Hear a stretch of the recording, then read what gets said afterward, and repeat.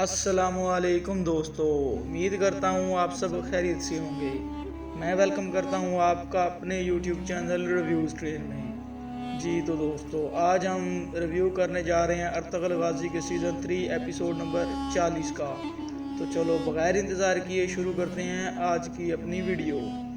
इस किस्त के आगाज़ में अर्तगल और आलियार साहब को दिखाया गया है। अर्तगल कहता है कि मुझे इंसाफ करने के लिए आलियार साहब आपकी मदद की ज़रूरत होगी। तो आलियार मदद की हामी भर लेता है। इसके बाद अर्तगल के सिपाही खेमे में दाखिल हो जाते हैं और वो कहते हैं कि हम तैयार हैं भाई। दूसरी जानब जानदार साहब के खेमे में शादी की तकरीब चल रही होती है। जानदार और सादुद्दीन को पैक वहाँ मौजूद होते हैं। इतने में असलहान तैयारी करके अंदर आ जाती है और इसके साथ ही एक मौलवी भी आ जाता है ताकि निकाह की रस्म शुरू की जा सके।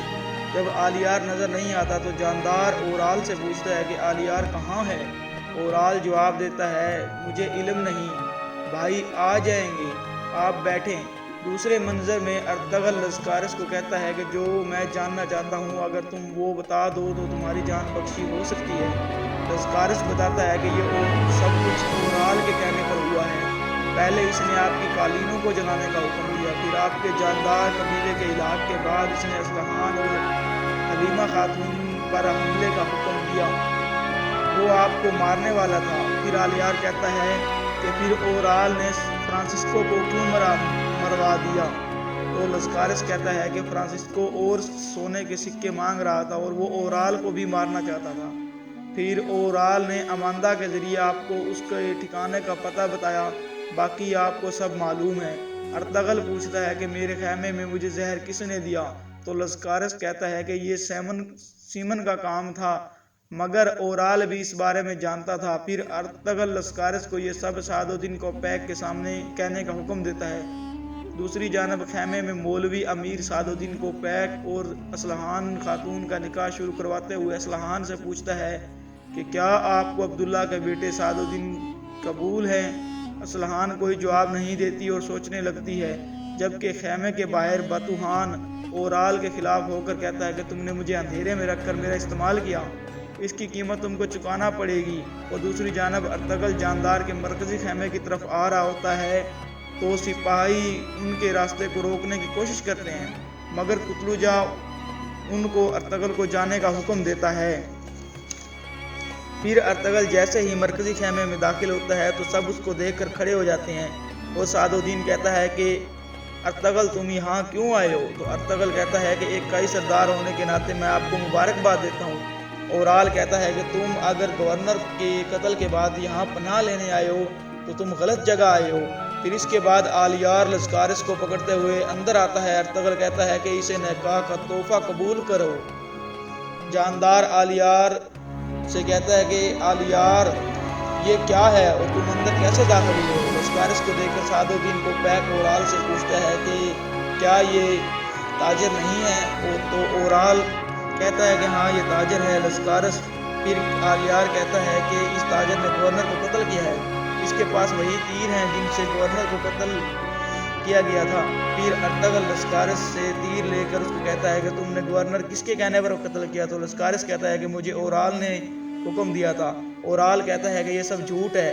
इतने में जानदार कुतलुजा को कहता है कि अर्तगल को इसके साथियों समेत कत्ल कर दो, मगर कुतलुजा कहता है कि सरदार आपने मुझे इंसाफ पसंद रहने का कहा है तो हमको सुनना चाहिए कि ये आदमी क्या कह रहा है। आलियार भी कुतलुजा की हिमायत करते हुए बोलता है कि हमें वो आदमी चाहिए जिसने गवर्नर को कत्ल करने का हुक्म दिया। आलियार कहता है कि मुझे शर्म आती है ओराल, तुम मेरे भाई हो।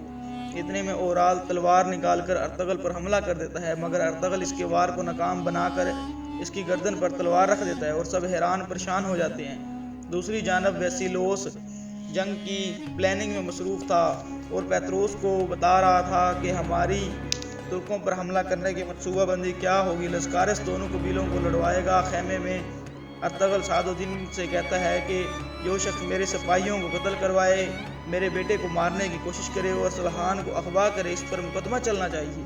फिर जानदार चिल्लाकर कहता है कि तुम अपने इल्ज़ाम लगाना बंद करो, मेरा बेटा इतना जालिम नहीं हो सकता कि अपनी बहन को ही अगवा करवाए। लस्कारस कहता है कि ये सब सच है। ओराल कहता है कि मैंने इस आदमी को ज़िंदगी में पहली बार देखा है। یہ جھوٹ بول رہا ہے۔ پھر لسکارس کہتا ہے کہ یہ سچ ہے، مگر میں سیمون اور پیتروس کے سب کاموں کا میں گواہ ہوں، میں وہاں سے ان کو جانتا ہوں۔ جب ارطغرل نے حامی بازار پر حملہ کیا تو میں نے اورال کے پاس پناہ لینی تھی، اور یہ مجھے اس کے بدلے میں کافی سونا دیتا اور میں گورنر کو مار دیتا۔ یہ سن کر اورال کا رنگ پھیکا پڑ جاتا ہے، یہ سن کر جاندار گر جاتا ہے۔ پھر ارطغرل سعد الدین کو کہتا ہے کہ میں نے اس سب واقعے کو خط کے ذریعے سلطان کو بتا دیا، میں کل عدالت لگانا چاہتا ہوں۔ پھر آلیار کہتا ہے کہ میں اور قتلجہ اس بات کے گواہ ہیں کہ اورال نے ارطغرل کی کلینیں جلانے کا حکم دیا تھا اور فرانسسکو کے ساتھ مل کر گورنر کو قتل کیا اور اسلحان کو بھی اغوا کیا۔ پھر ارطغرل امیر سعد الدین سے کہتا ہے کہ اگر آپ نے ضروری اقدامات نہ کیے تو سلطان ان سب کا حکم دے گا۔ پھر سعد الدین آلیار سے کہتا ہے کہ اورال کو قید خانے میں لے جاؤ۔ یہ سب دیکھ کر جاندار کہتا ہے کہ سعد الدین آپ ایسا کیسے کر سکتے ہیں، آپ ہمارے قبیلے کو کیسے رسوا کر سکتے ہیں۔ پھر سعد الدین کہتا ہے کہ انصاف جلد یا بد دیر ظاہر ہو جائے گا۔ پھر آلیار کہتا ہے کہ چولپان خاتون بھی قاتل ہے، اس نے اپنی ملازمہ کے ذریعے ایک قتل کروایا اور جب قتلجہ کو اس پر شک ہوا تو اس نے اپنی ملازمہ کو ہی قتل کروا دیا۔ یہ سن کر چولپان خاتون رونے لگتی ہے اور پھر آلیار کہتا ہے کہ چولپان خاتون کو خیمے میں بند کر دو، مگر خیال رکھنا کہ یہ ایک بچے کی ماں بننے والی ہے، آخر کار وہ ہمارا ہی خون ہے۔ پھر سپاہی چولپان اور اورال کو گرفتار کر کے باہر لے جاتے ہیں۔ جاتے ہوئے اورال سعد الدین کو پیک اور ارطغرل کو خطرناک نتائج کی دھمکیاں دیتا ہے۔ پھر چولپان کو خیمے میں بند کر دیا جاتا ہے اور اورال کو قید خانے کی طرف لے جایا جاتا ہے۔ اورال مزاحمت کرنے کی کوشش کرتا ہے تو ترگت کہتا ہے کہ مجھے طاقت کا استعمال کرنے پر مجبور نہ کرو۔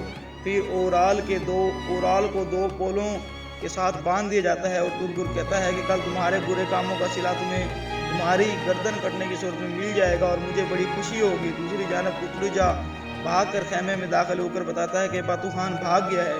آلیار اس کو حکم دیتا ہے کہ سپاہیوں کو اس کے پیچھے بھیجو اور ان کو کہو کہ وہ اس کو تلاش کرنے سے پہلے نہ آئیں۔ پھر جاندار اورال کی غلطی مانتے ہوئے کہتا ہے کہ یہ بات سچ ہے کہ اورال نے ارطغرل کی کلینیں جلانے کا حکم دیا تھا، مگر پھر میں نے خود ان قاتلوں کی گردن اڑائی تھی، باقی سب الزامات جھوٹ ہیں۔